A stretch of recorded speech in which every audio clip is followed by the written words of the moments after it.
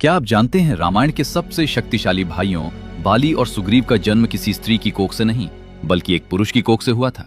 आज आप जानेंगे रामायण का वो अध्याय जिसे सुनकर आप सनातन विज्ञान की गहराई को सलाम करेंगे। कहानी शुरू होती है ब्रह्मा जी के आंसुओं से, जिनसे एक वानर का जन्म हुआ जिसका नाम था ऋक्षराज। ब्रह्मा जी ने उसे आदेश दिया कि वो सुमेरु पर्वत पर रहकर धर्म की रक्षा करे। एक दिन ऋक्षराज एक घने जंगल से गुजर रहे थे, जहां उन्होंने एक अत्यंत चमकदार और शांत तालाब देखा। प्यास से व्याकुल ऋक्षराज जैसे ही उस पानी में कूदे, प्रकृति का नियम ही बदल गया।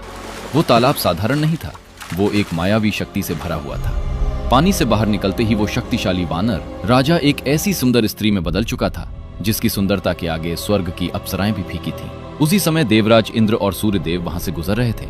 उस दिव्य स्त्री को देखकर दोनों ही मोहित हो गए। अब यहाँ विज्ञान और दिव्यता का एक अनोखा संगम होता है।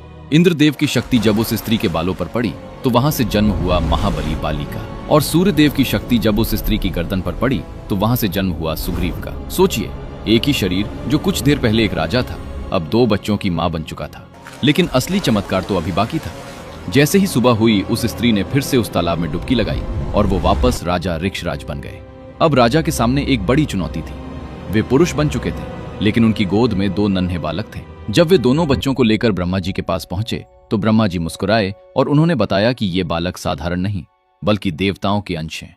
ब्रह्मा जी ने ही उन्हें किष्किंधा का राज्य सौंपने का आदेश दिया। यही कारण था कि बाली के पास ऐसी शक्ति थी कि जो भी उसके सामने आता, उसकी आधी शक्ति बाली के शरीर में चली जाती, क्योंकि वो देवराज इंद्र का अंश था। बाली और सुग्रीव की यह कहानी हमें सिखाती है कि हमारी प्राचीन कथाओं में जेंडर ट्रांसफॉर्मेशन और कोशिकीय विज्ञान का ज्ञान हजारों साल पहले से मौजूद था। क्या आपको बाली और सुग्रीव के जन्म का ये अनसुना सच पता था?